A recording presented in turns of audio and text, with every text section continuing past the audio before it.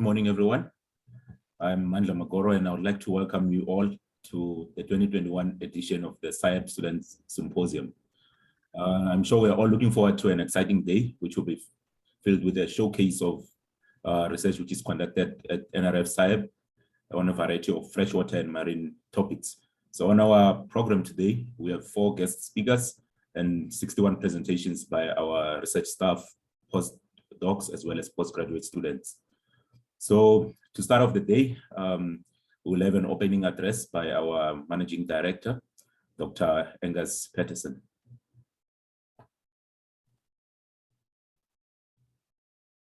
Morning, everyone. Yeah, welcome to the team for putting this all together. I know it's been a lot of work by Albert and his team for today's events, and obviously to all of the presenters for doing all your work and having it recorded and all that. We certainly live in an interesting new world where we do this on Zoom, and hopefully one day we'll be able to do it in person again. But there certainly have been some benefits of this, I think, in terms of the reach and the extent that we can get to with online stuff. And I would imagine we'll never go back to just a straight presentation scenario at the office, but rather always have some type of hybrid aspect. I'm not going to eat up a lot of time today, other than to say that we've had a challenging year in terms of COVID, and that I've seen the Institute rise up to that challenge in terms of the graduations that have come through, the numerous awards to both students and past staff, the numbers of papers, the number of grants that have been awarded and won through RISA and NGOs and things like that. In short, the research space at SAIAB is vibrant and thriving. I'm particularly happy to see all the guest speakers that are prepared to come and speak today at our student presentations, and I think that speaks volumes. One doesn't get the caliber of people that will be speaking. 4 women as well, which is brilliant, and certainly shows how science is changing. That wouldn't have happened 20 or 25 years ago. So overall, I'm very happy, and I'd like to thank everybody for the ongoing support of research at SAIAB. My presentation is going to be very short, and I know that you guys have been peppered with this over the years, and it's going to be very interesting to listen to the talks, because I'm afraid you can't go and change them with them all being pre-recorded, so you can relax now, and you either did or you didn't. And that's to see how much emphasis we put on the why. We've spoken at length during the year on the importance of not only the how and the what, but why are we doing our science. And I certainly think that as students and postdocs and researchers, we need to make sure that we understand why we're doing the work, where the data is going, what it informs. And that's not to say that foundational science isn't important. Foundational science is super important. But what we've got to make sure is that foundational science gets to the right users and gets translated. Similarly, during the year, I've spoken about the fact that SAIAB is particularly good in the realm of research. If you look at all the metrics and you look at the throughput rates of our students, if you look at our papers, the research that SAIAB does is particularly strong. We do produce a lot of knowledge. We know that over 100 papers a year, numerous policy documents. The key thing here is going forward within the South African context is the drive by the DSI for the next decade is to ensure that this is translated in the form of innovation. Now, innovation can include new products and processes or systems, how you take knowledge and convert it into marine spatial planning, how you take knowledge and we convert it into managing our biodiversity crisis. So this is all that aspect. And traditionally, 20, 30 years ago, we pretty much stopped at the knowledge area. We've got to make sure that our research is also innovative, and that involves making sure that we translate our research, transferability aspects of our research. Where's our knowledge housed? Is our knowledge accessible? Have we co-created aspects? Who are our partners in the research? Were they involved in the beginning? So these are all aspects that we need to do. And apart from the what and the how, this all forms part of the why. And you guys need to make sure that you understand things like the SDGs, that you understand the Water Research Commission roadmap for the next decade, that you understand the decade of the ocean objectives. Because unless you're working within a bigger paradigm, you're still sitting very firmly just in this sector, which is the research to knowledge. And you now, as a postgraduate student, are no longer undergraduates. You're out there, you're ambassadors, and you need to know when someone in the public says to you, why are you doing this work? We've got houses to build. We've got people that queue overnight for 350 Rand a month. Why are we spending money on biodiversity science? So you best know how to answer those questions. And the only way you know how to do that is by reading the framework documents and understanding where you fit in. Similarly, with the Institute, we've had a good look at the research and innovation focus areas this year in the presentations I've given. And if you don't fit into one of these three, then you need to obviously understand that you don't understand why you're doing the work. Now, I've gone through all of your work. I know how you fit in. Your supervisors know how you fit in, but you're the person who goes out there and presents your work. So does your work fall in food security and improving livelihoods and lives? So that's things like inland fisheries, coastal fisheries, and health. Does your work fall in inclusive economic sector development, coastal engineering and protection, marine robotics, information for mariculture and aquaculture, fourth industrial revolution solutions to fisheries? Or does your work fit into efficient decision-making to drive socio-economic development, such as water resource management, coastal zone management, marine spatial management, invasive species management? Now, how does it fit in? Are you sure that you're aligned to the goals of the framework documents? Are you sure you're transferring your knowledge? Are you sure you're speaking to the policy makers? These are all the questions that you need to ask, other than just the how and the what. We've traditionally been exceptionally strong on the how and the what, but we need to lead with the why. And I just want to leave you with that, is you guys need to concentrate on the why as well. And it'll be very interesting to see how the presentations go today. And we will continue working on this next year. But good luck to all of you, and thanks for an excellent year. And I'll be popping in and out to listen, but thanks to everybody. Thank you. Thanks, Mwale. Thank you very much, Angus, for an excellent presentation.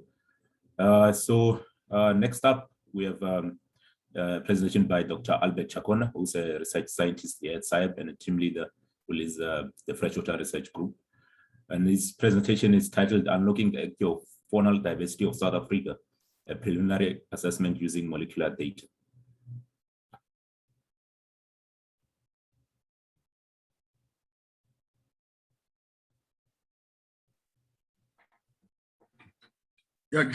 Greetings to you all. Thanks, Manja. So over the past few years, our research focus has been on documenting the diversity of freshwater fishes of Southern Africa through exploring or expanding into poorly explored areas in our region, and also using integrative taxonomic approaches to uncover hidden diversity. So my talk today is going to be focusing on sharing some of the progress that we've made over the past years in this regard. And then this work is a number of people have contributed to this work, and I'll be acknowledging some of them as I go through my presentation.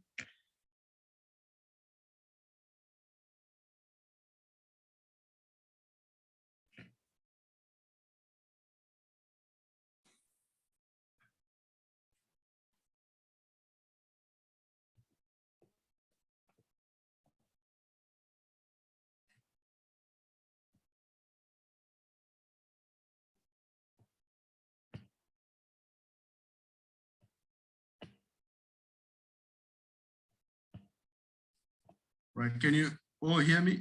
Okay. Yeah, loud and clear. All right. I can't move my slides.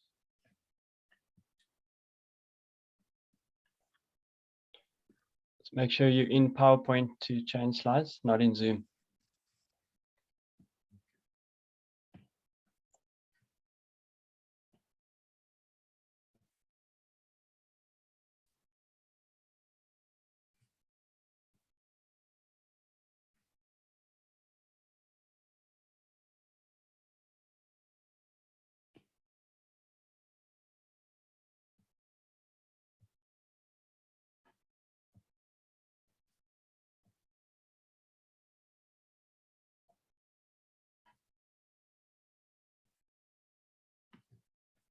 Ryan, can you help me with moving my slides, please? Sorry. Yeah, I will need to share from my side, so I'll go ahead and do that now. You can let me know when to go forward. Thank you.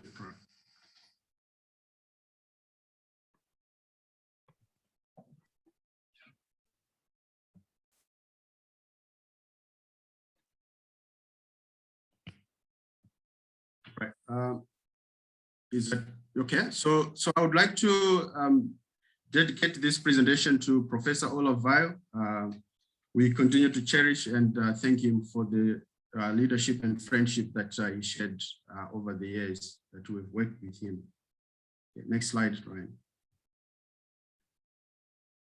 The theme for this year's symposium is research for science, essentially meaning that this is research that addresses the real challenges that are faced by society, as Angus has mentioned earlier on.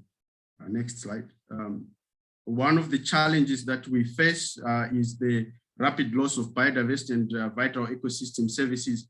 This is particularly a challenge for our region, where many people are directly dependent on the environment as their sources of livelihood.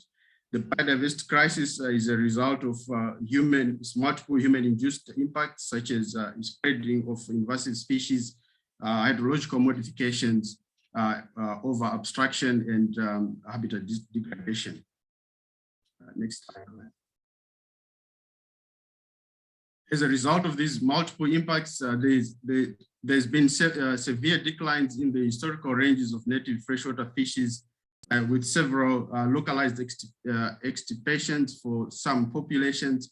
As you can see in the figures that I have there from the Cape Fold ecoregion, where some species have been completely eliminated from some of the drainage basins. For example, Tylobarbus capensis. And during the recent IUCN Red List assessments that we did in 2016, the results they show that all the endemic fishes, over 60% of all the endemic freshwater fishes of South Africa are threatened, as you can see on the figure there. We can move, right? So one of the major challenges that we face in terms of implementing effective conservation and management of freshwater fishes in our region is the poor knowledge of diversity and distribution patterns of these animals, as well as the dwindling taxonomic capacity, as you can see on the graph there. Also, the maps that you have there show that some of the species that we have in our region have got disjunct distribution patterns. Some are still considered to have wide distribution patterns. And given the dwindling taxonomic capacity and the pressing conservation needs, there is need for alternative approaches that would facilitate rapid discovery of species and their description. Next, right? So DNA barcoding represents an important tool for rapid species discovery and documentation to address the taxonomic impediment of freshwater fishes of our region. Next, Ryan. But we need a good reference library, which represents the gold standard for DNA barcoding, to help us to assign an unknown sample to a known and formally described species, and also to identify new species that require formal description. And as a holotype is the name-bearing specimen for species, sequencing of type specimens represent the platinum standard reference library. as this will allow us to compare with the correct species. Next, Ryan. However, for fishes, there's a challenge because many of the type specimens are old and were fixed in formalin, and DNA cannot be extracted from them. As you can see here on the figure there, these are type specimens for a number of species that were described from Southern Africa. So we therefore need fresh samples. Next slide, Ryan. But there's yet another challenge because some of the species have got wide geographic ranges. And considering that we now know that many of the species with such broad distribution patterns are complexes of multiple undescribed species and deeply divergent lineages, which population would you select to be the source of samples for the reference library? I've presented here an example of Andromeus anoplus complex, which is currently the most widely distributed freshwater fish in South Africa, basically occurring across the entire country from the west through the southeast coast to the northern regions in Limpopo. Next slide, Ryan. So we initiated a project in 2014 through funding from the Foundational Biodiversity Information Program to collect samples from all type localities for freshwater fishes that were described from South Africa. This includes type localities for both valid species and synonyms. And this program would allow us to provide fresh tissue samples for DNA barcoding and voucher specimens for taxonomic revisions, and help us to compare the material, the newly collected samples with the topotypes to identify candidate species and also potential species that need to be revalidated through the use of an integrative taxonomic approach. Next slide. And since the inception of this project, we have added 12 species to the list of freshwater fishes of South Africa through either new description of new species or revalidation or resurrection of synonyms. Next slide. Then I will give you some of the case studies of these examples. The first case study that I have is the Pseudobarbus efa complex, which previously had a wide distribution in the Eastern Cape province. And we've shown from this work, we present evidence based on both genetics and morphology for the revalidation of Pseudobarbus sandiceps and then description of a new species. And then Pseudobarbus efa itself is confined to only 2 drainage basins. And Pseudobarbus sandiceps is endemic to only 1 drainage basin. So you can imagine the conservation implications of lumping all these distinct species into one widely distributed species. Next slide.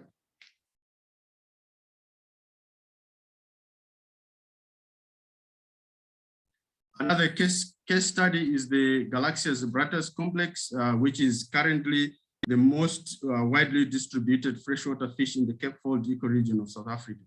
The work that we are doing is provided evidence for existence of at least 12 distinct lineages within this complex. We are currently working on revalidating Galaxias punctifa and then Galaxias dubius, and also redescribing Galaxias zebratus. Galaxias dubius is widely distributed across the CFE. Galaxias punctifa is restricted to the Cape Peninsula, and Galaxias zebratus occurs from the Cape Agulhas to the Florenfrey river system on the west coast. Next slide. As I mentioned earlier, most of the lineages have got narrow distribution ranges. For example, the examples of the Galaxias lineages that I've indicated there, and also the species within the Pseudobarbus efa complex. Because we conducted comprehensive surveys throughout this region, we know that these distribution ranges closely represent the actual remaining distribution ranges for these lineages and species. And we included some of these lineages in the recent IUCN Red List assessment, and most of the Galaxias lineages were actually assessed as critically endangered or endangered. Next slide, please. Another example is the Amphibious Natalensis complex. All these animals that you see on the right there with the various color pattern differences, body morphology, variation, were lumped together into a single species, Amphibious natalensis, which had a disjunct distribution from the Mkomazi River system in KZN, South Africa, Mpumalanga, the Eastern Highlands, the Eastern Highlands of Zimbabwe and Mozambique, and also the Ruo River in Malawi. This work, we used genetics and morphology and discovered existence of 4 new species that have now been described. Amphibious natalensis itself is endemic to the Tugela and Mkomazi rivers.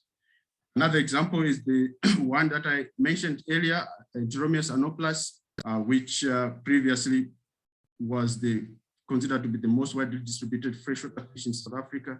Work by Manda Kambikambi is revealed that Enteromius anoplas is actually endemic to the Horritz River system, and there are several undescribed species.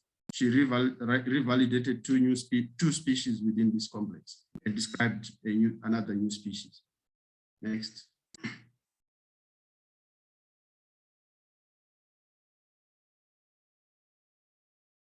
Next slide. Yeah.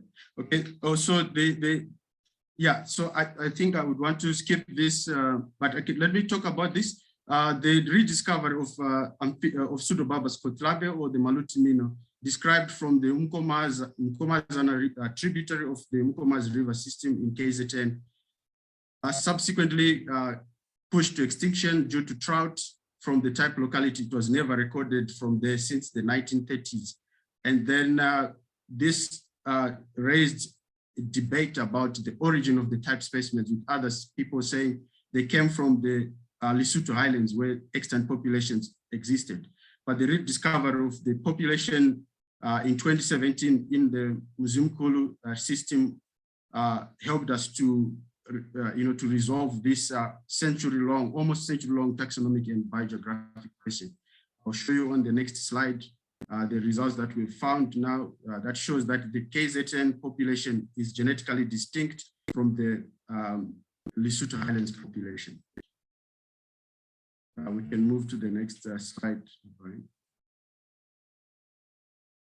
Okay, so the work that we're doing, or the results that we're getting from this work, is fed into the designation and mapping of important fish areas through the NFEPA initiative of South Africa. This initiative is actually currently now being revised, and the new information is going to provide better resolution to the designation of these fish sanctuaries. Next slide. And also it's helping us to understand the evolutionary drivers of species diversity and distribution patterns. And previously, most of the distribution patterns of the biogeographic patterns of the fishes of our region was largely based or explained by drainage rearrangements. But the evidence from the work that we are doing is also now showing that sea level changes actually played a very important role in driving diversification and shaping the distribution patterns. Next slide. So the take-home message is that the diversity of freshwater fishes in Southern Africa remains poorly documented, and this has got implications for designation of important fish areas. We need to develop the systematic and taxonomic capacity, and also forging regional and international collaborations to enhance and speed up the pace at which we discover and describe new species. Next slide.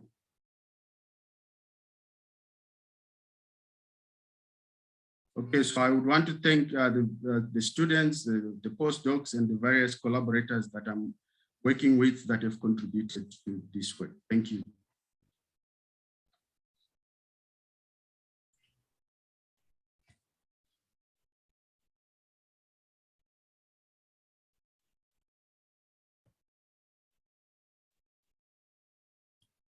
Right. Thank you very much, Albert, for the presentation. We still have time for some questions. So if anyone has questions throughout the session, please note that you can type the questions in the Zoom chat box, and we'll read them out for the various speakers. But in the meantime, I think we can move on to the next presentation, which will be given by Dr. Francesca Porri. She's the principal investigator and mentor of the coastal and ocean sciences team. And the presentation is titled Preliminary Assessment of the Cape Reef Pre-Colonial Stonewall Fish Trap as Nursery Habitat for Coastal Species.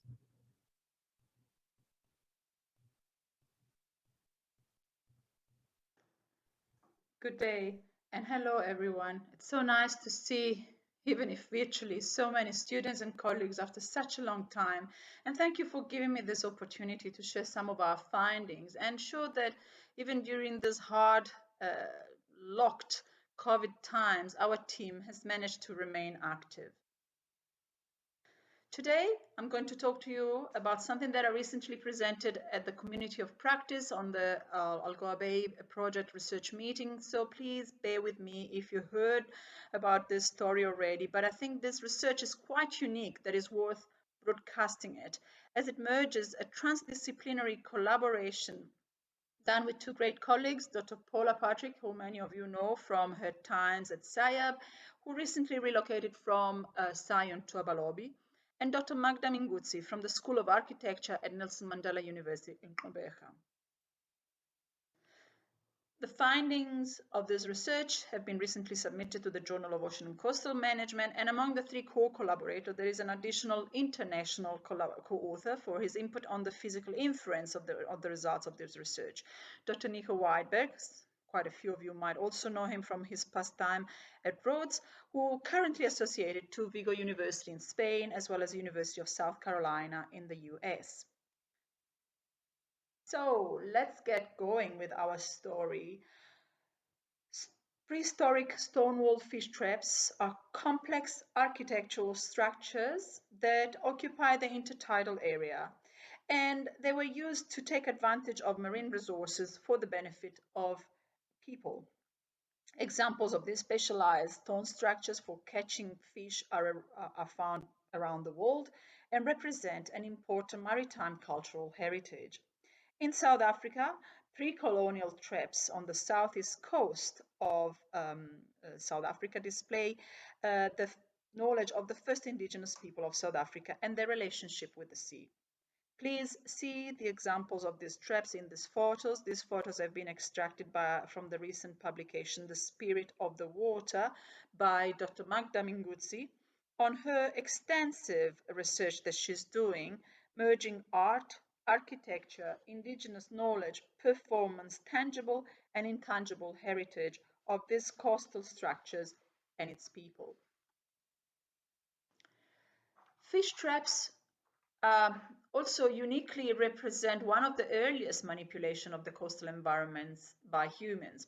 These eco-friendly artificial habitats are designed and constructed to catch fish in a systematic yet sustainable fashion.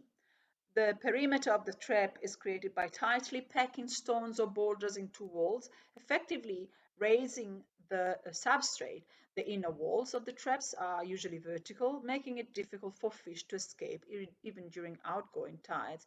And the outer walls, which are sloped and facing seaward, deflect incoming waves. Although these walls are composed of natural material, mostly found on site, just like modern coastal development, the constructions of ancient Stonewall fish traps alters the complexity of the rocky shores.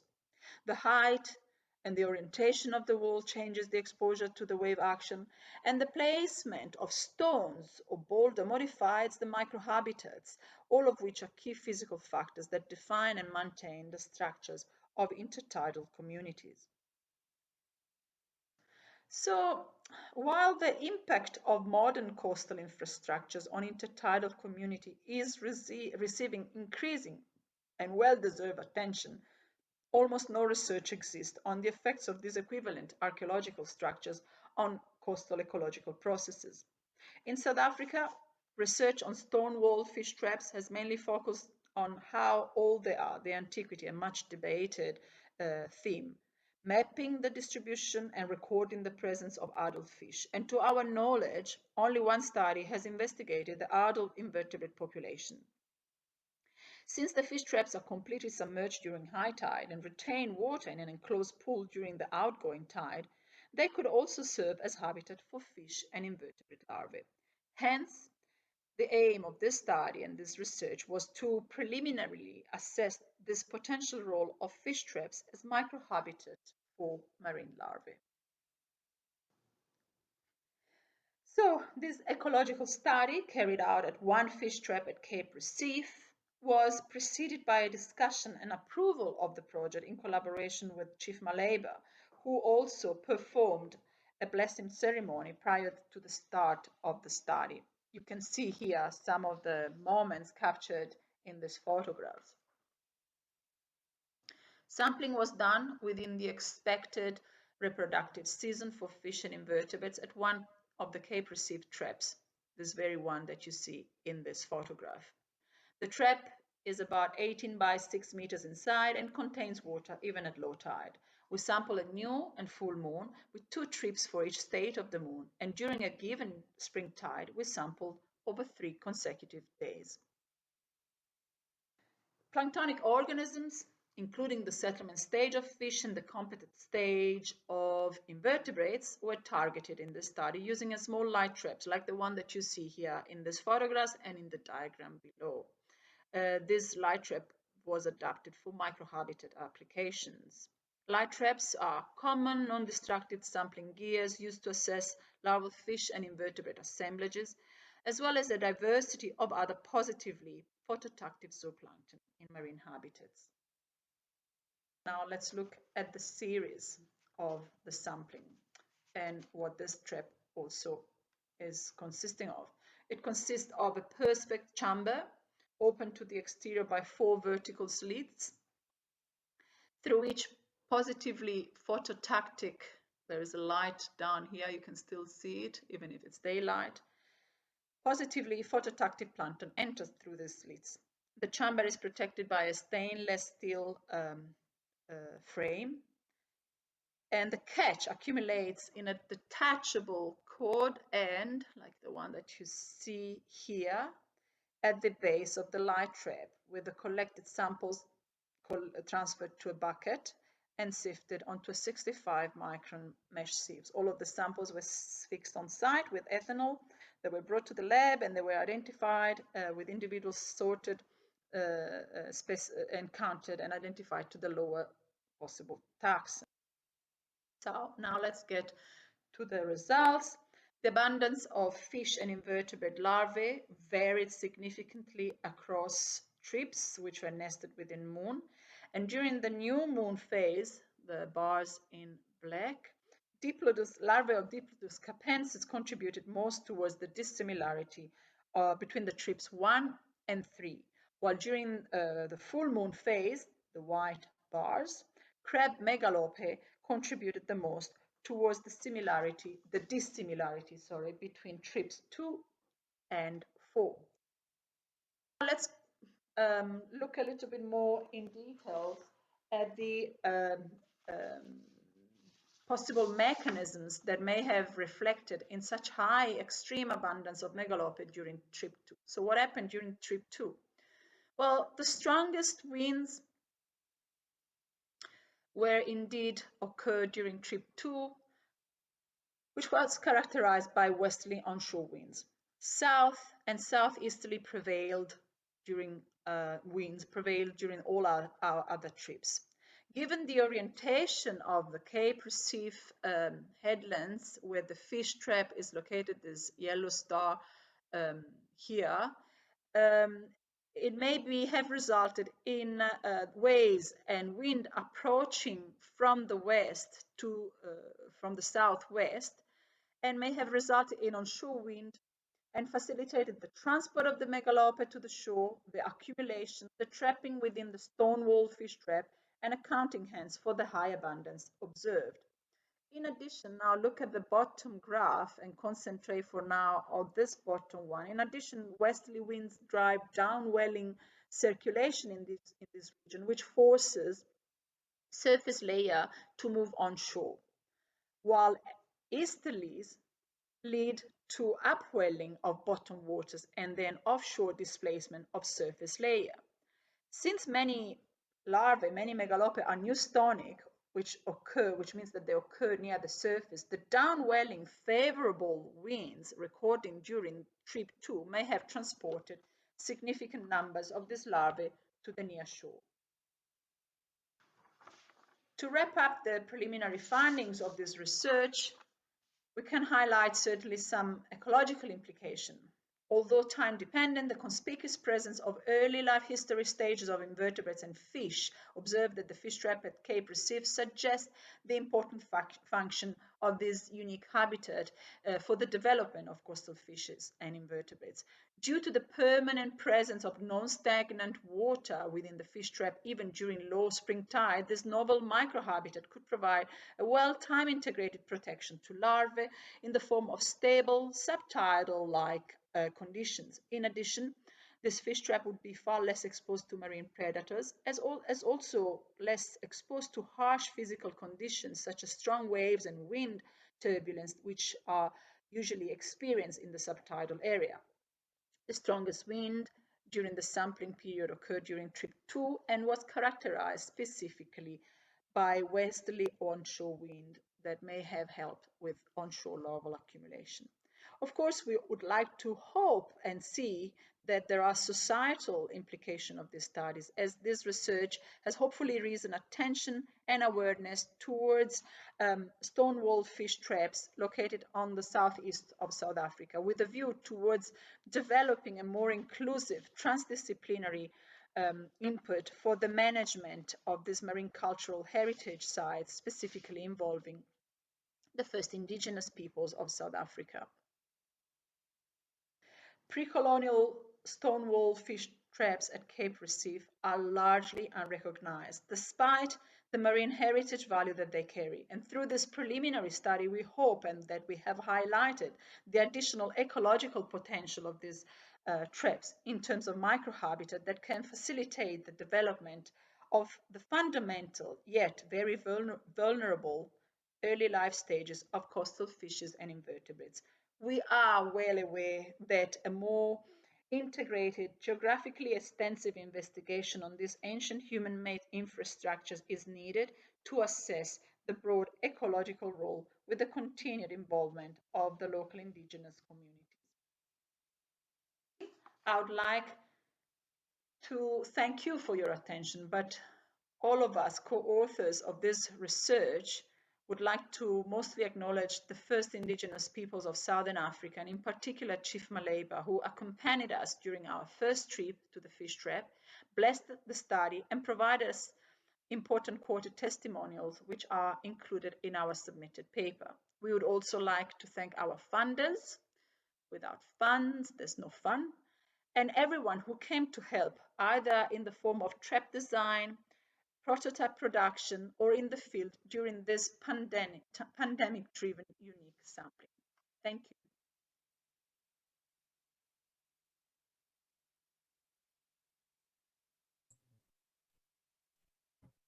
All right, excellent. We're moving on to our next presentation by Dr. Terren Murray, who's an interim project leader for ATAP. And the presentation is titled, Should I Stay or Should I Go? Fish movement in relation to protected areas.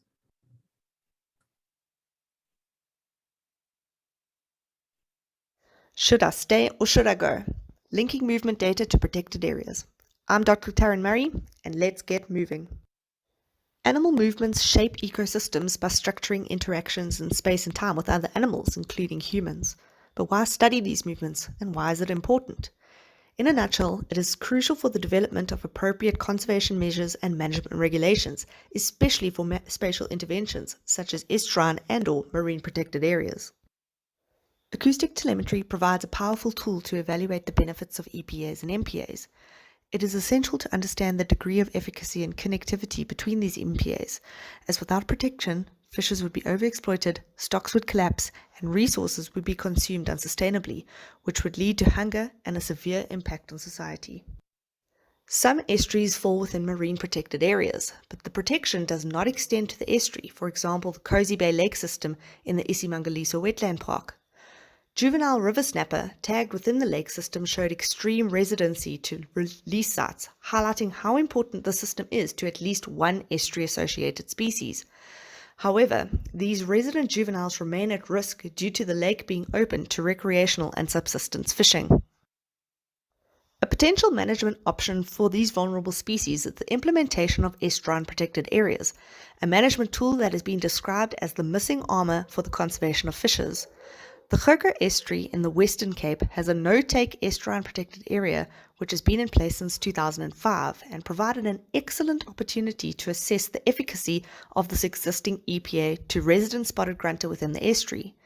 Tagged individuals spent 92% of their time within the estuary, with 63% of that time being within the protected area. Because the efficacy of EPAs is species-specific, this approach could be successfully adopted for other estuaries, particularly for spotted grunter. For example, the movements of adult spotted grunter in and out of the Breda estuary, which is 60 kilometers west of the Gurko, were linked to the spawning season, information which was previously unknown. That is, there was only anecdotal evidence that spotted grunter even spawned in the Western Cape. These EPAs would play an arguably even more important role in the protection of spotted grunter, especially considering how much time adult spotted grunter spend in estuaries. Huge technological advances in acoustic telemetry have seen a significant increase in the lifespan of transmitters, which are now capable of recording movements for up to 10 years. This is particularly important when it comes to species undertaking annual longshore movements and migrations. These species are particularly at risk from overexploitation, as populations tend to be fairly condensed at some point during the migrations. Understanding the relative connectivity between MPAs would allow for the quantification of how much protection these migratory species are afforded. Considering oceanographic features within some MPAs can significantly influence the movements of fishes, for example white steenbras movements associated with upwelling cells in the Greater Addo Elephant National Park MPA, and given the changing climate, understanding how animals respond to environmental variables is of utmost importance to determine how the distribution of species might shift. Early juveniles are also anticipated to be extremely vulnerable to localized coastal disturbances and climate change, particularly resident species. The diminution of transmitters now allows the movements of these smaller animals to be studied acoustically and in new environments like the intertidal zone. Knowing the movements of these early juveniles will also allow for a better understanding of how one species might use different habitats within an MPA differently, allowing for an assessment of the relative importance of habitats within an MPA. Movement data can also be used to protect a system, as opposed to the system protecting a species.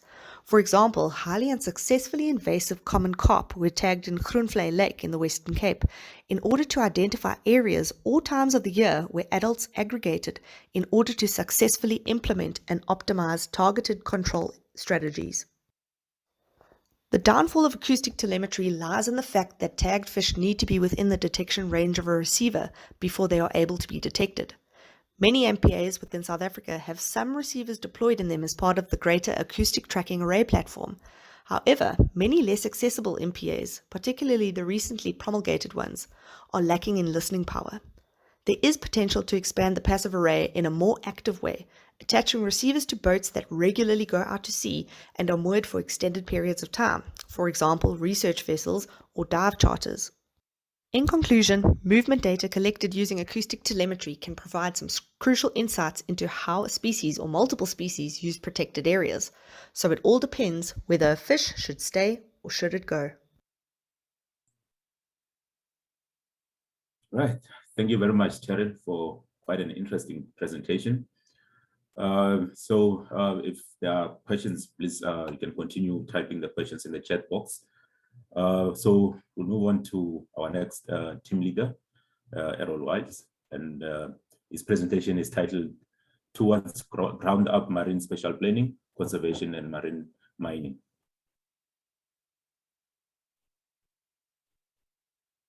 Ocean bathymetry is the foundation of marine science, and today I'd like to discuss how it relates to marine spatial planning, conservation and mining.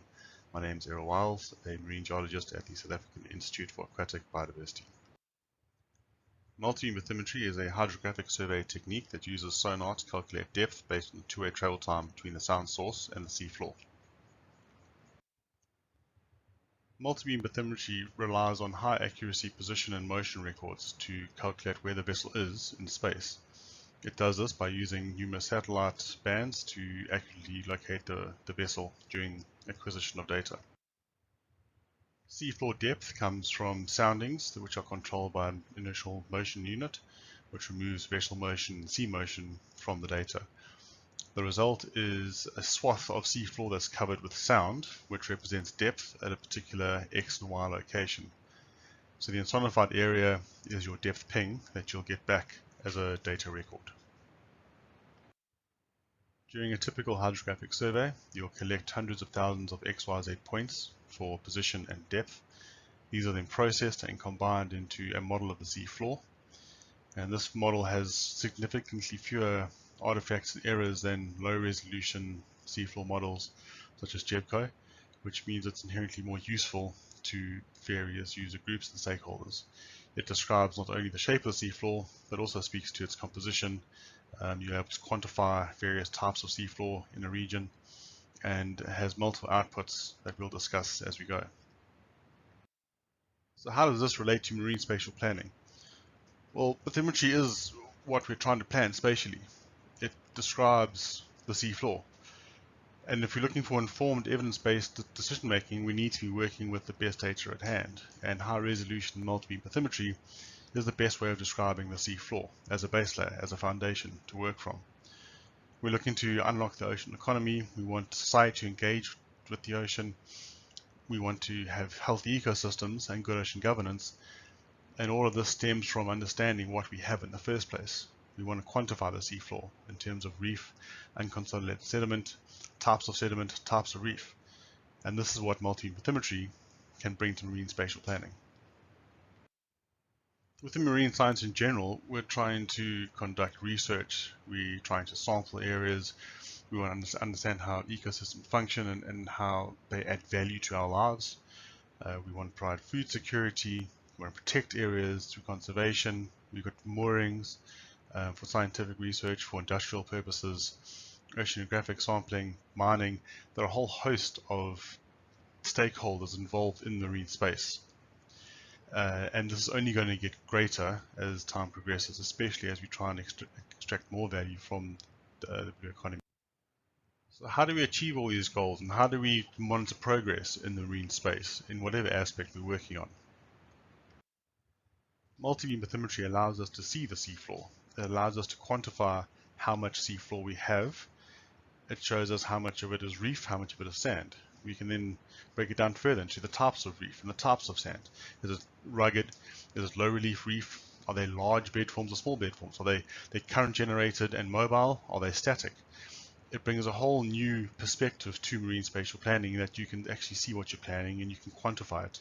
And this extends into any of the various facets of marine spatial planning. It could be towards mining, understanding how the seafloor is in the mining area. It could be used for monitoring to see the impact of conservation efforts in an area. It could be used just to quantify how much reef you had, if that reef has a value to the economy. At the basin scale, macro topography controls the shape of the seafloor. It describes everything from large ridges like the Voltus and Madagascar ridges, abyssal plains, abyssal hills, seamounts. Those are all considered macro topography, and those restrict or allow movement of deep and bottom water currents and control the lateral movement of surface currents. So things like the Voltus Ridge are critical in controlling North Atlantic deep water flow. The Mozambique Ridge also restricts North Atlantic deep water flow. The Agalis is limited in how far it can move up against the east coast of South Africa. Antarctic bottom water is restricted to depths below 4,500 meters. So any bathymetry that shoals shallower than that restricts its movement and forces it to turn around and enter back into deeper waters. So this is critical understanding thermohaline circulation, and relates to transfer of nutrients and transfer of waste, and anything else that gets entrained by these currents. From macro topography to micro topography, we can go from regional scales to local scales within that macro topographic framework. In this case, off Mozambique, you've got the Baraha, which creates a high plateau, which constrains the Mozambique undercurrent and forces it up against a steepened flank. This starts to develop microtopography in a region. So anything from outcrop and reef to bed forms are described by the microtopography and are related to the composition of the sea floor. In this case, the Mozambique undercurrent is eroding portions of the lower slope and redistributing those sediments into the abyssal plain, creating undulations in the form of bed forms. Marine resources are all associated with the macro and micro topography of a region. So everything from oil and gas to diamonds, nodules, aquaculture and fisheries, biopharmaceuticals are all associated with a particular piece of seafloor or area, and that area is defined by certain characteristics which are described by the bathymetry, whether it's the sedimentary characteristics, the reef characteristics, combination. They're all associated with that geospatial context, and we need to understand that in order to manage impacts and manage resources. And we need to manage it so that we can maximize the societal benefit and societal gain, but we need to do that in a responsible manner. We need to encourage a positive interaction with the ocean rather than one of pure exploitation. And understanding the bathymetry and being able to quantify its value lets you really understand benefits and gains that you're getting and assess whether they're worth it or not, or whether you need to have alternatives or more stringent control over use of certain areas. And this speaks to the third element of marine spatial planning, which is ocean governance. We need to manage the ocean space as well as we possibly can and ensure healthy marine ecosystems while we're doing it. For all those services that the ocean provides just by being there, we can't have those degrade to the point where it's no longer offering those services to us. That would be at the detriment to society at large, which is not an ideal situation to be walking ourselves into while we're trying to maximize economic gain. But we must also bear in mind that those three spheres of influence are not two-dimensional. They exist in a three-dimensional space, and there are various levels in resolution that you need to work at. So ideally, we need to be working with a high-resolution question, high-resolution methods, and high-resolution data to understand a local scale situation before we downscale it up into a low-resolution regional marine spatial plan. And this extends from mining, where certainly the mining industry values multi-beam bathymetry data to understand their mining claims. It helps define the resources, it provides spatial context, it describes the sediments that are in a region. It can also help inform where sediments might end up if they're entrained by local currents. In terms of fisheries, it's a similar story where the fisheries exist in regions because of the marine habitat, and that marine habitat exists because of the bathymetry. It provides certain elements required to keep the ecosystem going, and we need to understand how reef roughness and relief affects the species that live there. We need to understand how the variations in sediment grain size across a region impact the ecosystem, which has an impact on prawn fisheries, for example. But you can't do that if you haven't got a solid base layer in the form of multi-bathymetry data. The challenges to marine spatial planning are certainly not insignificant, especially when you're trying to maximize economic gain. But they're even more so when you're trying to do this with an ecosystem-based approach, which offers a more balanced solution to exploitation and conservation. And to do this, you need appropriate research methods and appropriate resolution. I find largely what's lacking from these sorts of research projects and understanding is geospatial context.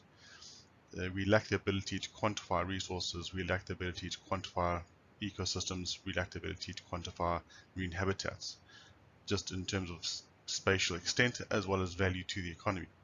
And it's very hard then to monitor impacts to these zones if you can't quantify them and you don't know where they are.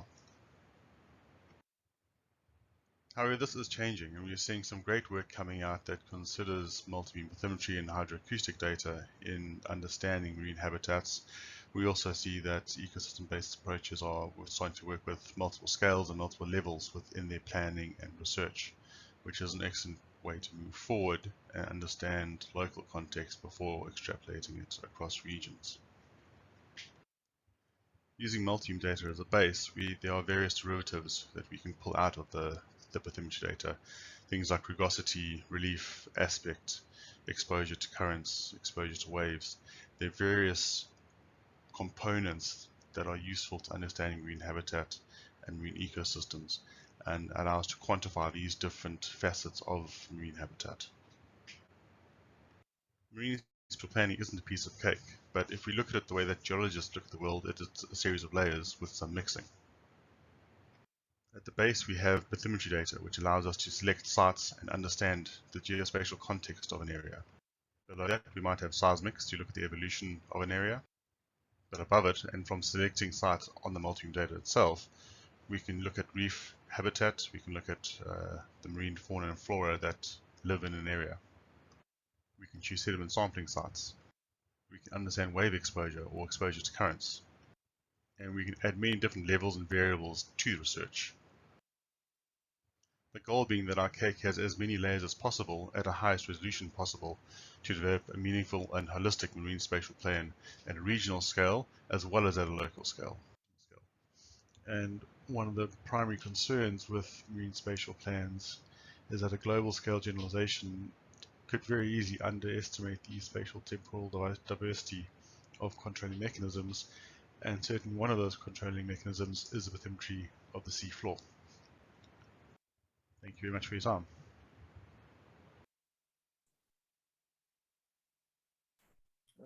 Thank you very much, Errol.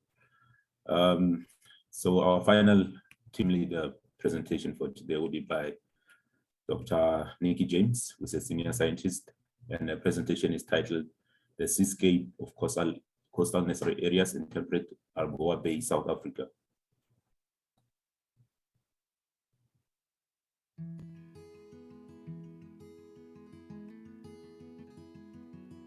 Hello, welcome to the Seascape Ecology Research Group's video, which is intended to tell you all about the research that our scientists do on coastal seascapes and the nursery habitats they provide for marine animals.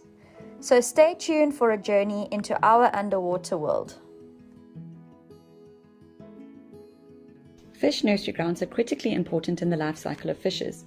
Many fishes found on reefs and in the surf zone as adults have not spent their entire lifetimes there, but first use nursery grounds such as seagrass beds, mangroves and seaweed as protective habitat in their juvenile phase before later moving or migrating to their adult habitat or home. Nursery grounds have abundant and suitable food for fishes, provide protection from predators and wave action, and need to be connected to the habitats that fish are found in as eggs and larvae as well as adults. These habitats need to be protected from harvesting, destruction and other pressures like pollution to help maintain the populations of fish we rely on for food and income.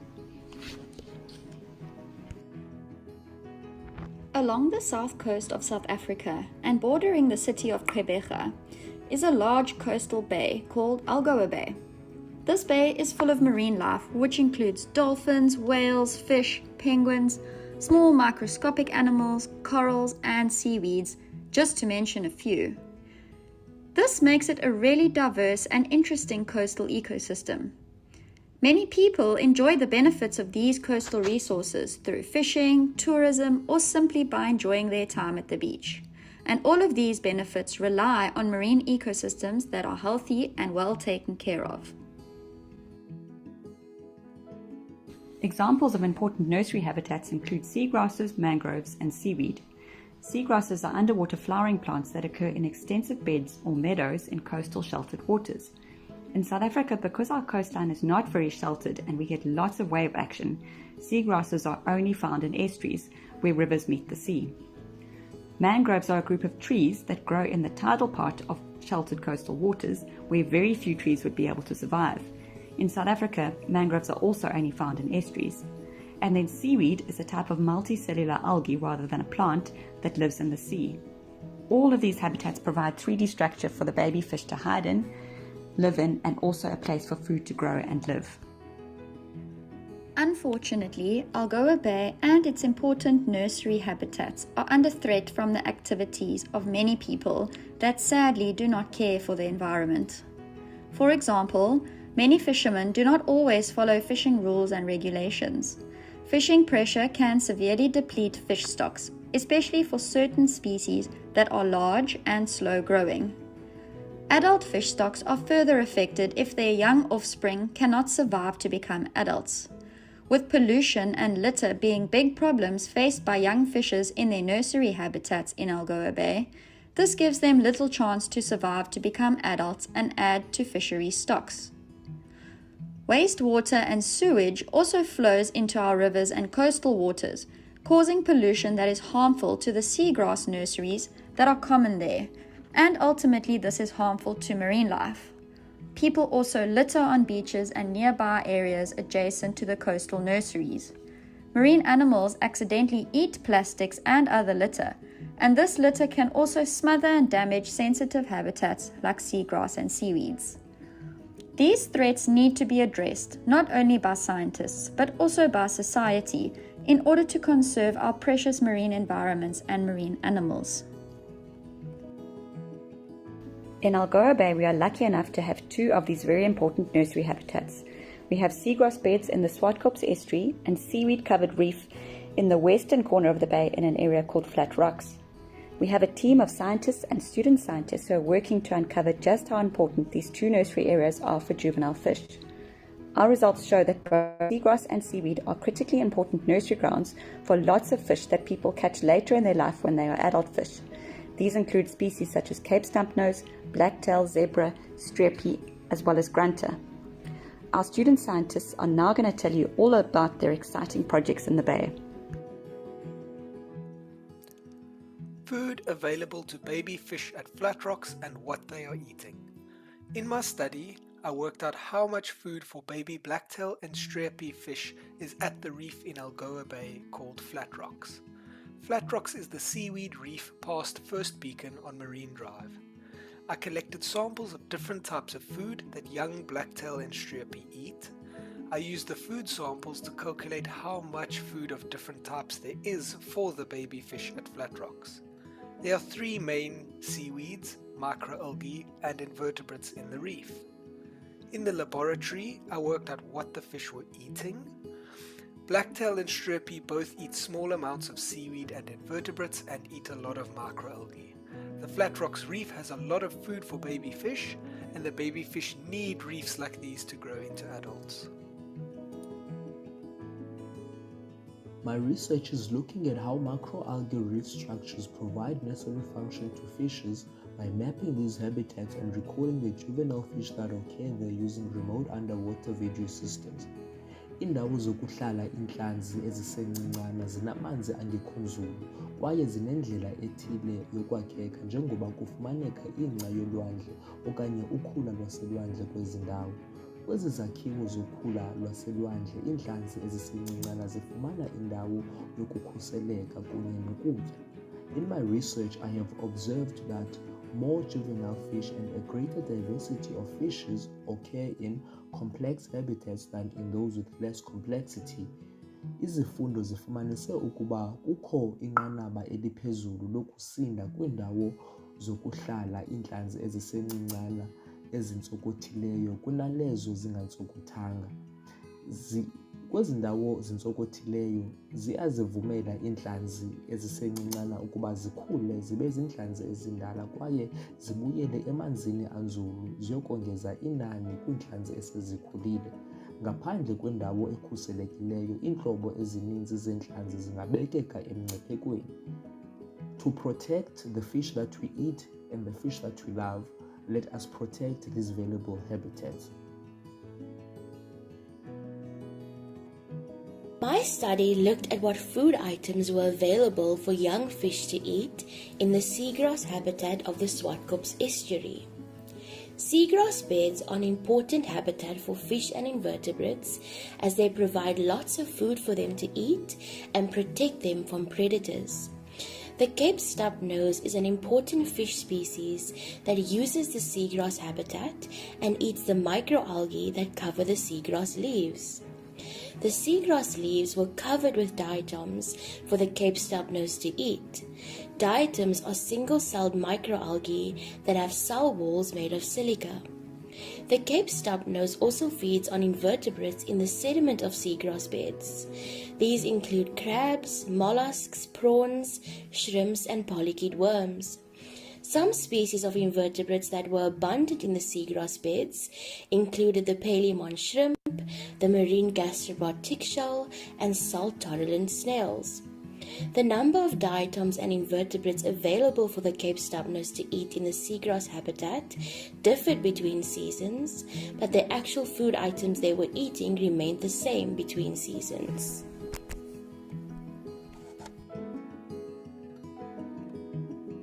Blacktails are a medium-sized oval silverfish with a large black spot at the base of their tail. They are omnivores, which means they eat both plants and animals, and their diet includes seaweed, seagrass, starfish, urchins, snails, limpets, and mussels. They are highly resident, which means that they rarely leave their preferred home region, and juveniles are commonly found in rock pools. They are also known as dussie, white sea bream, and coolstad. They can grow up to 45 centimeters long and weigh 3 kilograms, and they have been aged to be up to 21 years old. How do scientists know where animals go and what resources they use? They watch them. But what happens if an animal moves too far, too fast, or is in an environment that is difficult for researchers to follow? How do they know where the animal travels or what its home range is? For that, researchers rely on telemetry technology.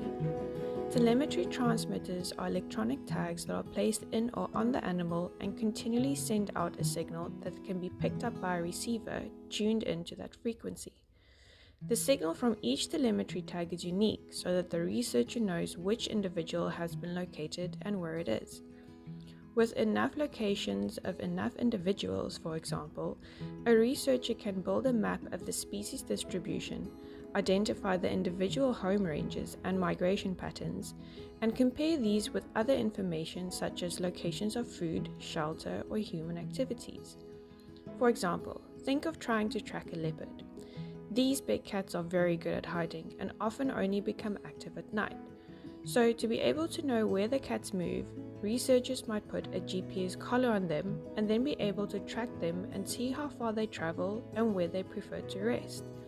This gives scientists the information to be able to say which areas are important for leopards.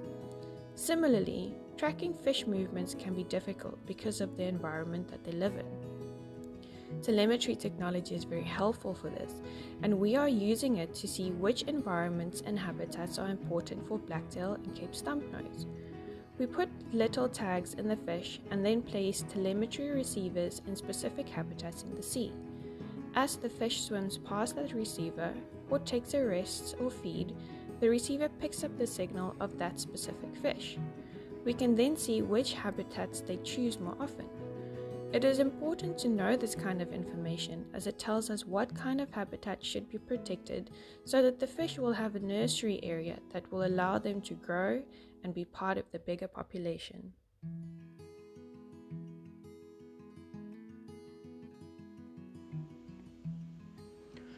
Inhlosonqangi ye-studies zami bekuwuku-assessa ukubaluleka kwe-seagrass ne-macroalgae as fish nursery habitats sisebenzisa ama-ministerial remote underwater video systems.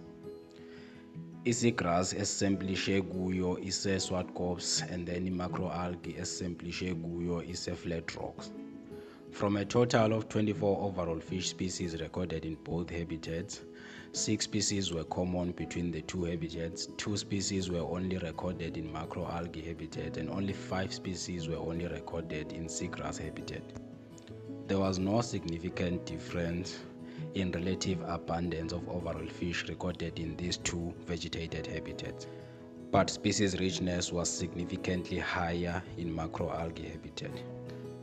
Both habitats were dominated by juvenile fish species, with seagrass and macroalgae having 73% and 71% of juveniles respectively. Macroalgae had slightly higher average juvenile relative abundance compared to seagrass, but the difference was not statistically significant. This simply means both habitats are important for baby fish, and they are very important as nursery habitats. Thank you very much for listening to our video from all of us in the Seascapes research team. We hope you enjoyed it. Goodbye.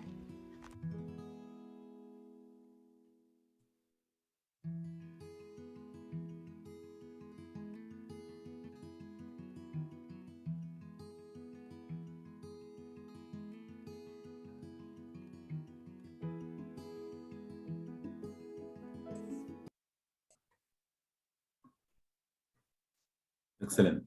Yeah, that was an awesome video presentation by Nikki and Seascapes team. That was wonderful to watch. So right now we've come to the end of team leader presentations for this session. So we have more than enough time for questions and answers. So there are different options of asking questions. Firstly, you can type a question in the chat box, or you can raise your hand using the reactions options.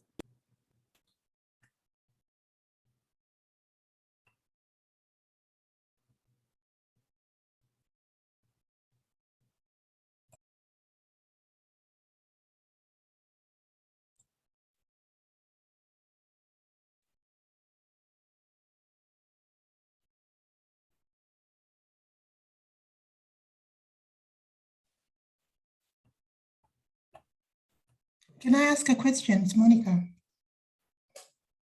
Yes, Monica, go ahead. Yeah, thank you so much. Nikki, have you guys tried using meta barcoding on NGS to identify the diet of your species? Hi, Monica. No, we haven't done that. So the diet studies, they just looked at gut contents and did some isotope work, but we haven't done any barcoding.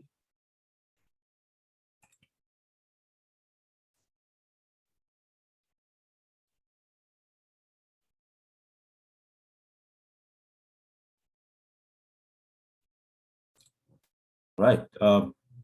If there are no further questions, I think we can move on to our first guest speaker for the day. And our guest speaker will be Dr. Monica Mwale. And she's a scientist at the South African National Biodiversity Institute. And her main research area is in molecular systematics and genetics of wildlife, including marine fishes. And the research focuses on the use of genetic markers, DNA sequencing, and morphological data to elucidate the diversity and phylogenetic relationships among species or populations. Thank you very much, Monica. Please go ahead. Okay, cool. Sorry, I just need to unmute. I needed to unmute myself.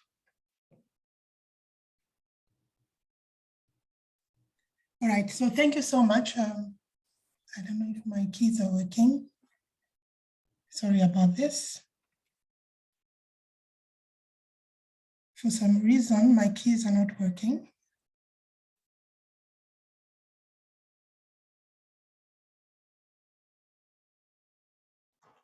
Let me just stop sharing and start again. So thank you so much for inviting me to this seminar day.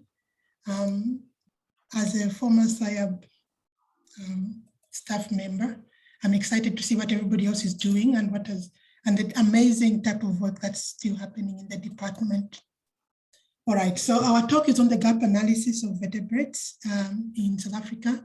I now work for SANBI and I'm under the Zoological Department unit, where we're trying to provide foundational biodiversity for our species.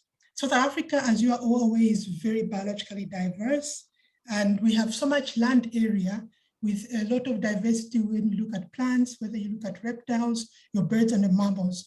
And when it comes to marine species, 15% of all non-coastal marine species in the world are found within our waters. So we've got these high levels of endemisms and amazing global diverse habitats with 9 biomes and 3 that have been declared as hotspots. Unfortunately, as Albert has said, and everybody else before me, we are all experiencing a loss in biodiversity, whether globally or locally. And this is also affected due to the loss in taxonomic capacity or expertise to work on these species and understand the diversity that we have. If you look at the global Biodiversity Intactness Index that was carried out by Kono Salam in 2018, there is a clear loss of diversity in major regions in the world. If you look at Africa, there's a loss of the intactness of our systems. We are losing those habitats. We are losing the ecosystem. And in South Africa, if you look at our safe limits and how much of our diversity of our areas are being impacted by anthropogenic activities, be it global change, including climate change, we are losing habitats.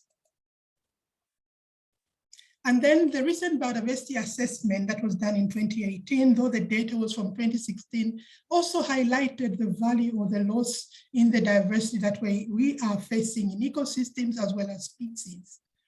And if you look at the threat status of ecosystems, rivers, wetlands are highly threatened, and then estuarine systems are also similarly threatened. If you look at the protection level as well, limited protection for the same system. So over almost 99% of our estuarine areas and 88% of our wetlands are threatened. And if these are the necessaries for our species, then we are facing a problem with regards to our biodiversity. And then when you look at animals, 2,900 are threatened. 12% of all animals are threatened in South Africa, according to the assessment. So if you look at the strategic plan in South Africa, our aim is to provide effective knowledge, to provide foundational information, including indigenous knowledge with citizen science to support management and sustainable utilization. So we hope to provide information and data that can contribute to our understanding of our diversity, and there is need for relevant foundational data sets on species. So South Africa needs to protect the natural environment in all respects. We need to leave something for future generation, and that is the goal and maybe strategic objective of SANBI.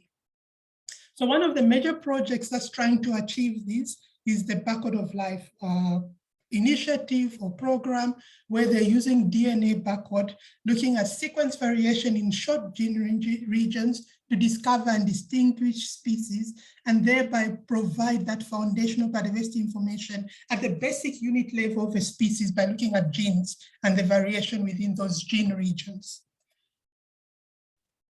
A recent work that was done in 2016, looking at how much of our taxa have been barcoded or available on the Barcode of Life database, looked at 48,000 species and 2.3% of the non-species, and showed or exposed, highlighted geographic and taxonomic bias in representation of what's being barcoded in South Africa and the species that we're targeting. So other observations that we have seen since then is that there's limited information or information gaps on a selection of priority taxa. I think that's been highlighted in the talks before me. It's unclear whether some of the available barcode data sets meet the standards. There is limited voucher information on some of the specimens that have been submitted to board. And then the barcode regions that are being targeted by our researchers or a group, we need to agree on what the right barcode is for which specific group, so that we have got a comprehensive database that can be compared by everyone, it can be used by everyone. So SAIAB, which is being managed by SANBI, under SANBI through the FPIP, it has hosts the South African node of IBO. And IBO's major goals are to look at species discovery, to look at species interactions using maybe meta-barcoding and next generation sequencing, looking at species dynamics, how do species relate to each other within ecosystems. So we are looking at species, we are tracking our ecosystems, what's happening in the ecosystems, including the species, and also revealing those relationships between symbionts, what's related to what. If we affect this group, are we affecting the other group? What's the downstream effect on that species? So the FBIP, if you're all aware, is a long-term program to generate, manage, and disseminate foundational information. And the aim is to ensure that South Africa meets these targets through our South African Barcode of Life node. So, this study, what we did was to assist with the foundational biodiversity information in providing that baseline to our researchers to indicate what needs to happen, what groups are we looking at, what do we need to study to contribute towards the Barcode of Life project. So we use species checklists. So Sandy is responsible for maintaining species checklists of all species.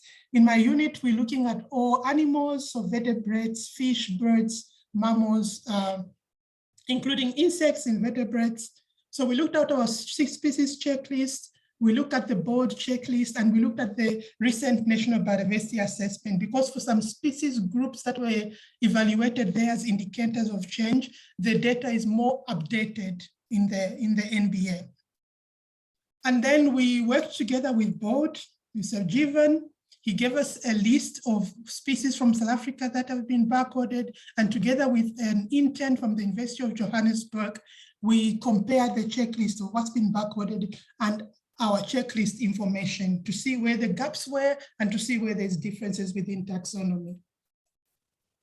And then we looked at specimens with sequences and with DNA barcode data. So we had barcode species that have no barcode, we call them barcode 0. Species that had barcode few samples, 1 to 4 samples, which is less than ideal for you to get that phylogenetic signal that you need for a species. And we looked at good data. For phylogenetic signal, in most cases, when you've got more than 5 individuals, you can have a good, you can have a good signal of genetic diversity for a species. And then we also looked at the barcode sequence quality standard. What's the quality of the barcode? What's the quality of that sequence? Is it barcode, is it good enough? Does it have all the information, all the necessary metadata that's required to have a good reference specimen or reference sample? So the barcode breakdown, the data on board looks at your phyla, your classes, your orders, your family, your genera, and then there's subspecies and species level data, which is described as barcode index numbers based on the genetic diversity between between species. And these bins can be either intraspecific, high divergence within a species, resulting in different multiple clades, or they can be one species. So there's enough diversity to describe that individual as a species. So that's your barcode index number in short. So the groups that we looked at phyla, all the phyla. This is according to the species checklist we have, and this is in no way accurate because our checklist is a growing thing. It keeps on being updated, and we don't have a lot of expertise in most of these groups. So our checklists are dependent by the information that we have.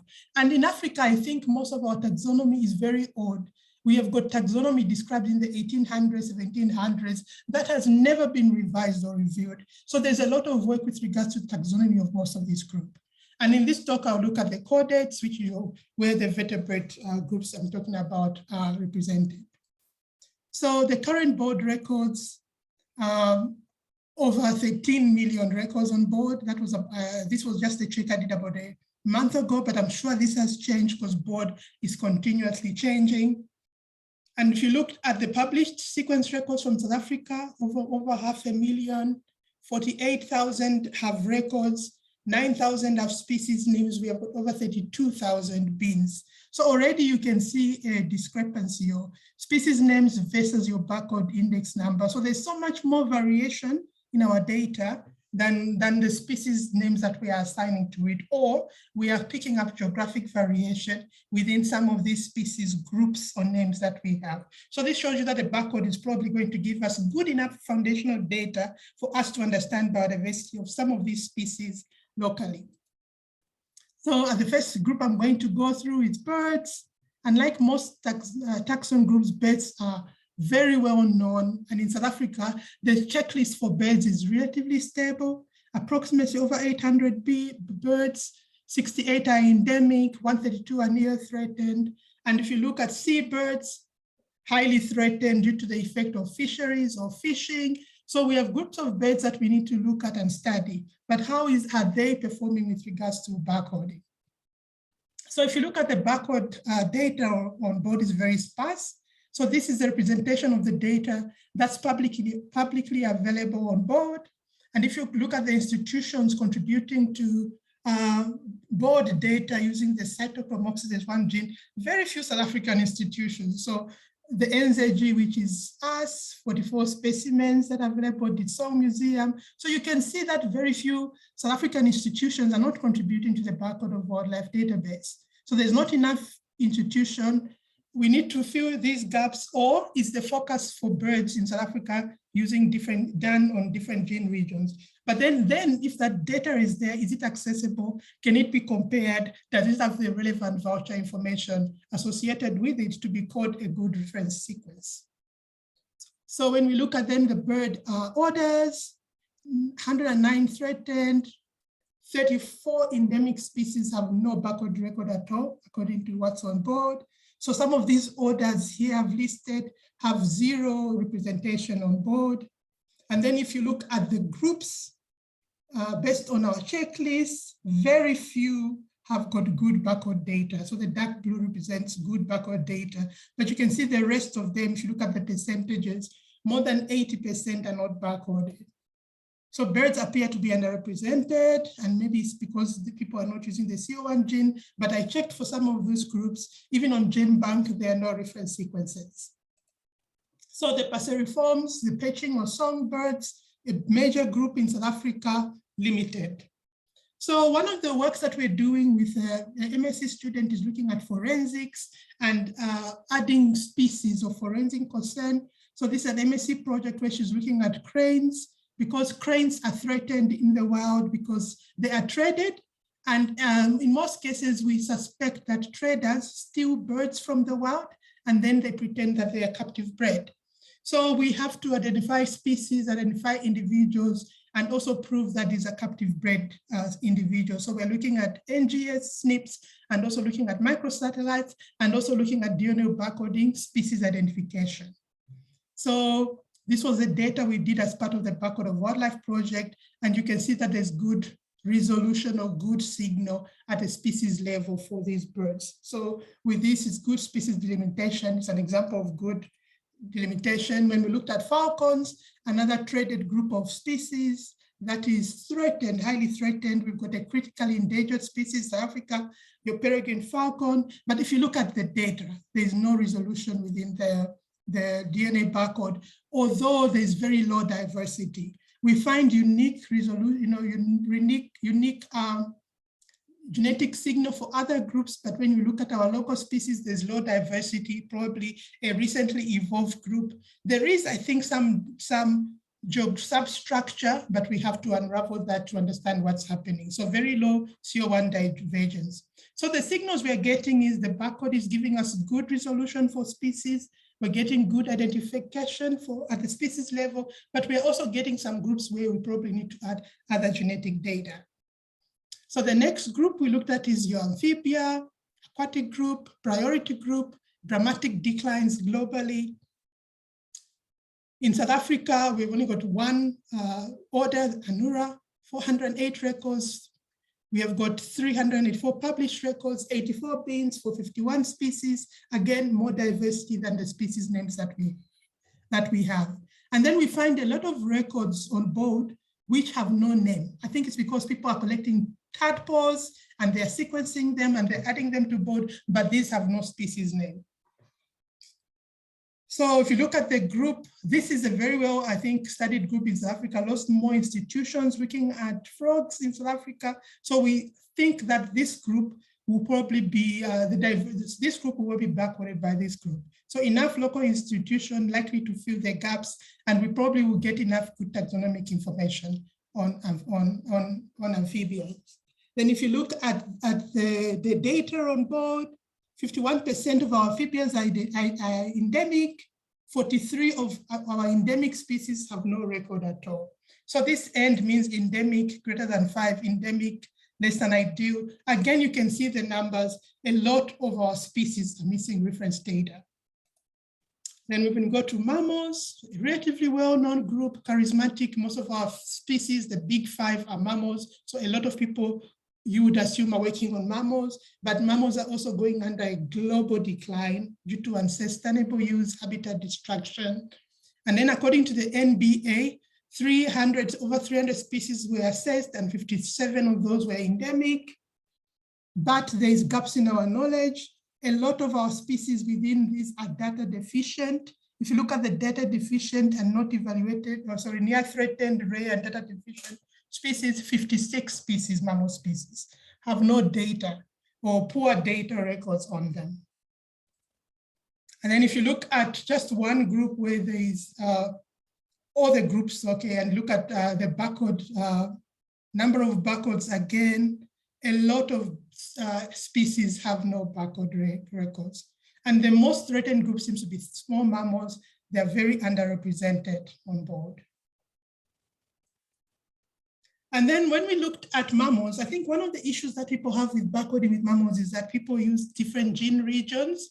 So we tried to evaluate the sequence data that we have and look at all over 500 records from GenBank and from us using CO1. And we found that the barcode actually does separate. The CO1 gene is good enough to separate species of mammals. So we found very high levels of interspecific divergence ranging from 1.68 to 15%, which is generally good enough to tell apart your species. We have some species that have got intraspecific variation, for example, the blue duiker, and for a long time, this group has been thought to have lots of subspecies, so this fits in with that hypothesis. However, for mammals, we think the barcode will work and CO1 will be a good gene region to use because it shows high interspecific variations versus intraspecific distance. Then reptiles, again, exceptional diversity in South Africa. Unfortunately, there's a lot of stigma locally or in Africa towards reptiles. People do not study them. So most of these reptiles are widely distributed, but they are understudied. And they are also facing a lot of threats. They've got specific niche-related physiological characteristics. So most of reptiles, because of habitat change and all of these global effects and anthropogenic effects, their populations are being threatened. So on board, there are over 90,000 records, but only 26% have been barcoded. So the reptile orders, the 3 reptile orders in South Africa, one is the crocodile order with just 1 species done. And we're doing that for forensics. Then if you look at your tortoises and your turtles, there are 32 barcode records only, and over 9 species are missing barcodes, including 4 CITES listed species. And here I'm bringing in a marine turtle, the hawksbill turtle, widespread, monotypic genus, 2 known subpopulation, 1 Indian population, 1 Pacific population. It's listed on CITES under Appendix 1, means that trade poses a great threat to the survival of this species in the wild. It's critically endangered. And then if you look at board, there's a lot of data on board on this species that's been submitted by several countries from several places. However, they are 15 bins, 15 barcode index number, or 15 monophyletic clades of this group. So there's very high genetic diversity in this species. So if you look at the data, there's 15 barcode index numbers, 3 have more than 1 individual. So that means there's 12 individuals on the database that are very distinct, very unique, that do not belong to anything, but are so distinct that they've been placed in their own subclade. So there's so much diversity, even in a group of a wild known species like this one. So what's going on here? Then when you look at the bin where our samples from South Africa fit in, South Africa is placed in one bin with a widespread form that goes all the way from Australia to South America to South Africa. So we have this, so the species is widespread. What's going on with these other bins or these other clades or monophyletic groups? So either we have misidentification or we have cryptic species, even with such a wide known, commonly known species. So that shows you that the barcode will provide population and geographic signal. And this is something that we're seeing in marine species, a lot of unique genetic diversity and unique genetic lineages that we're seeing with the barcode data. Then if you go to other reptiles, you look at your snakes, lizards. We have, if you look at endemic snakes, 199, 156 have not been barcoded. Non-endemic, 181 species, 140 have not been barcoded. So there's a lot of missing data in a number of our species or priority species. And then if you look at the priorities underscore matter, if you look at the reptiles, these are all CITES listed species, chameleons, dwarf chameleons, your gathered lizards and some other lizards. These have all not been barcoded, and these are all species threatened by trade. So we need to have reference sequences for them, especially for forensics. And secondly, the information on most of these groups is limited. We don't have good taxonomic or geographic coverage. And we are also unsure of the reliability of the barcode for some of the species that have been submitted. So there's a lot of work to be done for some of these groups. So then finally, I'll talk about fishes. So we have been evaluating the fish data. We've not done all the marine taxa because there are a lot. So I've just highlighted the elasmobranchs. So we have over 205 records on our checklist, and elasmobranchs, approximately 18% of elasmobranchs global are found in South Africa. So we've got very high diversity locally. And we are a hotspot for endemism. We've got 10 endemic sharks. So some 3 cat sharks, 2 shite sharks, hound sharks, and some scapes. Approximately, though, 130 of these are threatened. And in the recent NBA, they've been highlighted due to effects, changes in habitat, incidental catches in shark nets, and just grable, and just the fisheries. Some of these, like the soup fin shark, are threatened by fisheries. So there is lack of specific species knowledge to get accurate species ID for some of these sharks. We don't have information on species distribution and occurrence, including nesting areas and mating areas. Species abundance, because some of these are deep offshore species where we do not do a lot of check or a lot of diving or monitoring. Then there's also a lack of capacity with regards to taxonomy. How do we verify these species? How do we verify based on old descriptions and old records? So we have gaps in the knowledge as well with regards to life history for most of our shark species. So recent discoveries, as well as we keep on working on sharks, there's recent species described from South Africa. We've got 11 new shark species and a ghost shark. One example is a description this year of Barry's lantern shark done by David Bett. So there's a lot of diversity. When we look at our data again, we've got 84 bins only for sharks from the 200 species that we have. Out of the records, almost all of them have names and they represent 77 species. So again, more diversity than the species that we say we have. So if you look at the data, 128 species have no record, reference record. And out of those 128 species, 5 species are endemic and 126 are not endemic. So these are just examples of 2 endemic species that we don't have any record for. And then if you look at the groups itself, the sharks, so the rockworm sharks, 21 species in Africa, very few barcoded. Your whiptail stingrays, very few barcoded. Skates, very few barcoded. So the story keeps on, is the same throughout all these different groups that I've been showing. And then if you look at the species that completely have no record and their threat status, so 30%, 36 species that are threatened have no record. And this is just an example of some of them. And something important is like the great hammerhead shark, forensically important. I dealt with a forensic case recently for shark finning, and we did not have a local reference sequence for the great hammerhead shark. So we used references from other areas, and that can work, but it's always important to have local regional references, especially with the diversity that we're seeing in marine groups and the genetic lineages that are being highlighted in almost all groups, from freshwater to marine fishes. So one thing to highlight is that there is a wild ocean shark and ray protection project. So 67 of our species that we evaluated in this database are included in the gap analysis that we did for them. And these are some of the species that they will be looking at and they'll be barcoding. So that's a good progress, at least with regards to South Africa and sharks. And then what we did is then we looked at the sharks that have been barcoded, all right? So we don't have a record from South Africa, but there's lots of records of those sharks. They're marine groups, they're widespread. So are these the same thing?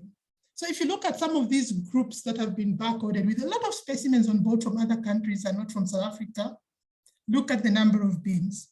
So for almost each one of them, there's lots of diversity, there's lots of unique genetic lineages. So this indicates that we probably need to barcode South African specimens as well to see where they fit in within these unique clades. Because do we have unique species or do we have unique populations? I think it's important to know for management and at a local level to know what kind of diversity we are dealing with. And if you look at the groups that are barcoding, SAIAB is barcoding a lot of our marine groups and a lot of other, places except the University of Johannesburg and very few other South African institutions. And then if you look at the unique genetic lineages, if you look at Himantura unak, the reticulate whipray, there are 7 unique lineages for this. There's only one lineage where you have got South African samples. But then if you look at this, there's either misidentification in the database, but some of these lineages just have Himantura. So you could be dealing with a very highly divergent lineage that's just widespread in the Western Indian Ocean with unique diversity in several areas, and more diversity than that we think we have. And we have seen this in other ways. I'm highlighting Yonella's work here, where she worked on the undulated moray eel, where we also found a unique lineage of South African the Gymnothorax undulatus. And if you look at the diversity as well, this is a bean that's completely separate from the other beans of that species recorded in other areas. So this seems to be a pattern in our taxa, and this seems to be a pattern in most of our widespread species that are Indo-Pacific or found in the Western Indian Ocean. So there is a lot of genetic diversity that we are uncovering. And I think as we barcode these and look at all the undescribed or understudied species, we'll be discovering all of this diversity. So in summary, looking at the vertebrates of South Africa, only 20% are barcoded. So only less than a quarter are barcoded, and there's a lot of work. And this is the advice that we give to the FPIP program, and that we'll continually be doing. We would like to be doing this every 3 years, evaluating where we are so that we can see where our progress is with regards to foundation information locally. So our conclusion is South Africa is very diverse. We've got a lot of diverse taxa. There's so much more species work to be done. We are missing population data. We have cryptic speciation, loss of genetic variation. And so there is a lot of taxonomic work to be done. We need voucher specimens from studies to link all of these new lineages that we're identifying, and looking at holotypes, looking at type localities becomes very critical. And then we found that barcodes work is consistent with good morphologically based identification for species, like I showed with Yonella's work, where she did the morphological identification and was able to identify a new species and name a new species. Then a lot more species need to be done. We are not done. And then we need to verify for us, we are now doing freshwater and marine invertebrates, including marine fishes, and the work continues with regards to gap analysis of South African data. So I would like to thank my partners, Isabel, and the team who do the checklist, and even my interns for assisting me with this analysis. Thank you very much.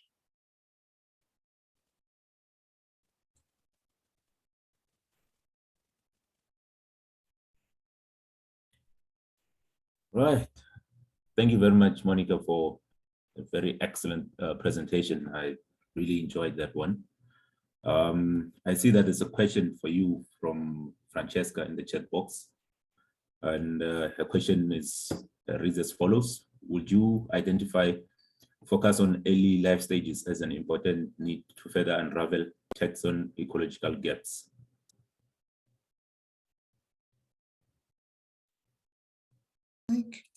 Hi, all right. So with DNA barcoding and setting up of reference databases, there is work that is application-based and there's work that's reference database.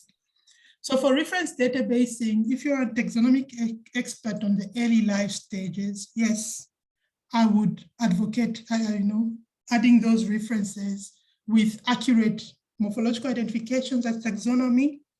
However, as when we're looking at ecosystems and trying to understand what occurs in them, and even understanding the unique genetic diversity signals or phylogenetic signal from different areas, I would advocate that if you can get the funding, study even the early life stages, because that will point us to where those species occur, either where they're recruiting to or where they're breeding. So we need all of these different type of information. So for species reference, I would advocate for good taxonomic samples or reference material, and for other studies, when we are looking at the ecology, abundance or distribution, then you can look at the early life stages.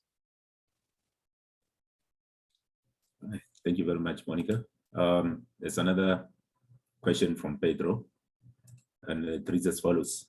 Given the lack of taxonomies for many of the groups you are barcoding and their distinctiveness, e.g. mammals, fishes, reptiles, etc., how your research group verify identification and upload sequences to BOLD?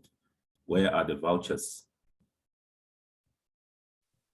Okay, all right. So what we have done is we have identified a group of experts. So we have a checklist committee where we've got experts who assist us with species checklists.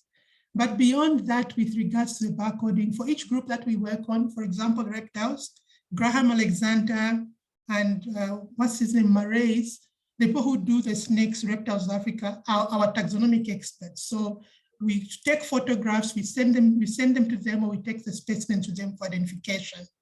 And then as we work through each group, we identify a local taxonomic experts that hopefully will allow us to work hand in hand with them to identify the species. So yeah, that's how we're working. It's like piecemeal, coming across a group and picking an expert. For amphibians, we're working with, Chris Totoli, John Measley, and other people like that. And for each group, we address it with experts. Thank you. Another question from Albert Chakona. What strategies do you suggest we should employ to fill these gaps? E.g., must we prioritize certain groups? That's a very tough question. So with regards to the strategy, I think priority groups, there are so many priorities. We've got priority groups with regards to threat status. So is a species threatened? Is it an endemic species, a small population? Is it an invasive species?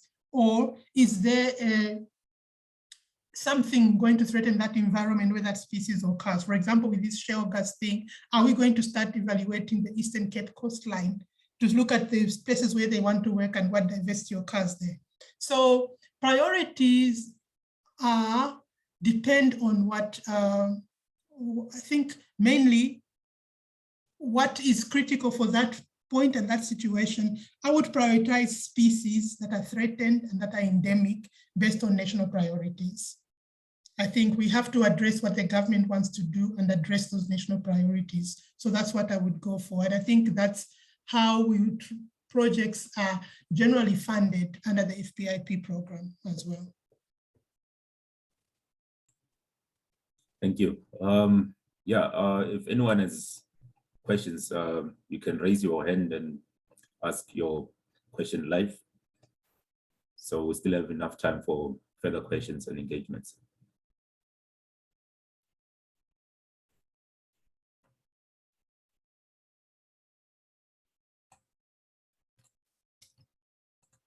All right, Monica, Pedro has a follow-up question for your answer. It says, so for some of the sequences or specimens, there are no vouchers, but only photographs. Yes. So for example, some of our reference samples we got from like a live elephant or a live lion. So with those ones, we have a photograph and the specimen is in a live collection or on a reserve or in a game park. So we've been lucky enough to be invited by vets when they are either moving or translocating animals between national parks, and then we collect a sample. So yes, there are only photographs for some specific specimens.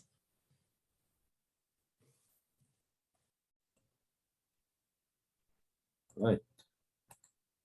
Thank you. It doesn't seem like, oh yeah, I see Albert has put up his hand. I think he wants to ask a question. Please go ahead, Albert. Thanks, Monica. Yeah, Monica, thank you so much for this great presentation and unpacking the major gaps that we have focusing on the marine taxa. But obviously there are similar situations with the freshwater taxa as well. I just wanted to find out maybe whether you think the way we could go about speeding up the discovery and description of these new species would be to organize specific workshops where we invite experts from, experts that are working on these groups, so that we have a skills transfer to, to the next generation. Otherwise, we risk losing, that expertise as people retire with time.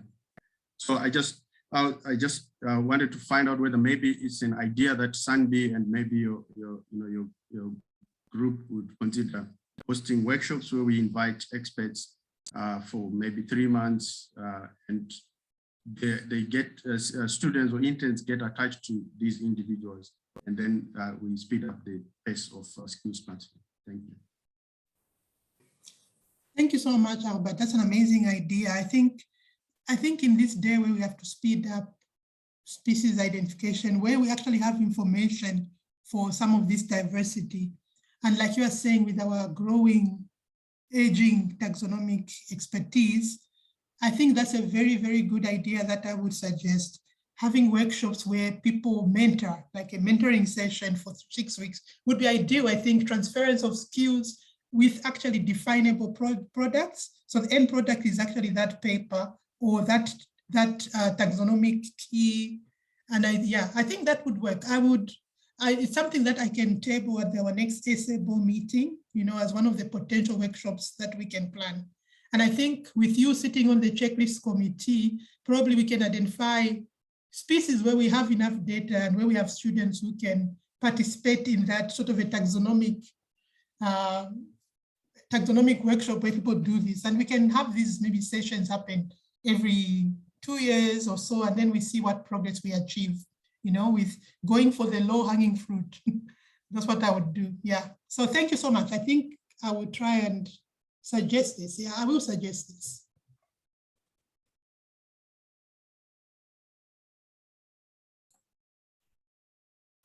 Right. There's a question from Craig Rennie, and he asks, what advice would you give to young students wanting to start a career in this field? My advice is to you is to read widely, and I think you all are placed in such unique environment in SAIAB. From the talks that I've had with the talks that I've seen, and some of the discussions I've had with Albert, I think you're getting a world view of diversity. You're looking at systems like the aquatic system, somebody talked about the bathymetry. You're looking at relationships, between organisms. You're looking at species diversity. So there's so many options out there for you. I would say look for an area where you're going to provide a change in South Africa, and then look at selecting a study of a group that you like. It's always important to work on something that you enjoy doing, but ensure that whatever you work on is going to contribute to South Africa's goals or South Africa's targets. And you have an advantage right now that you're being exposed to all these different studies, all these different areas. And that's why I deliberately gave a wide talk with all different types of vertebrate groups to show you that there's so much you can work on. Even in aquatic systems, you can work on aquatic reptiles, aquatic mammals like seals. I've got a student working on seals. So there's opportunity at looking at diversity as a whole and addressing a specific question. Yeah.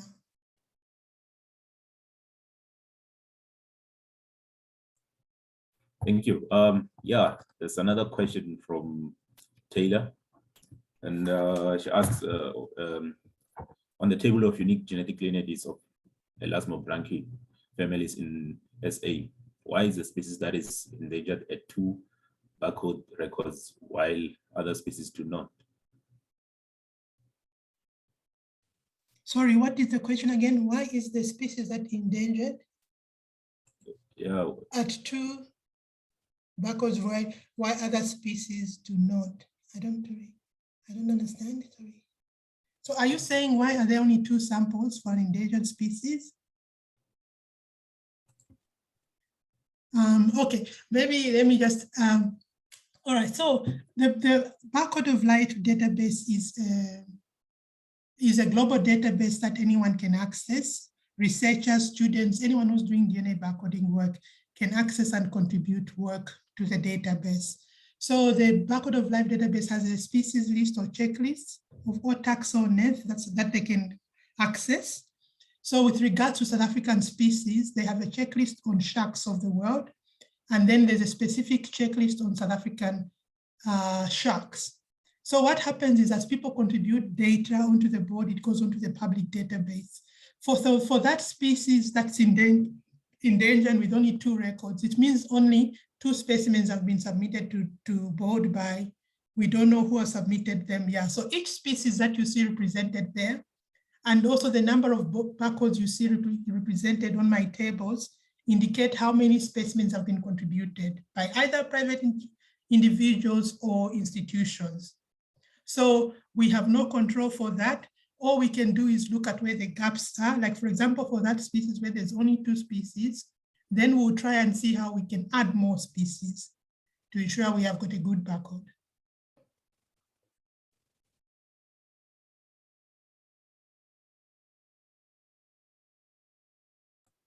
Thank you very much. I think those are all the questions that have been asked thus far. So I think we have come to the end of our Q&A session. And thank you very much once again for an interesting presentation, Monica. And I would also like to thank the other speakers who were part of the session, Angus, Albert, Francesca, Terrin, Errol, and Nikki. And at 10 o'clock, we'll be splitting into 2 sessions. So there will be a breakaway room for another session, which will be chaired by Carla Edworthy. And then this session will be chaired by myself once again. So if you want to join the other session, you can join the breakaway room. Thank you.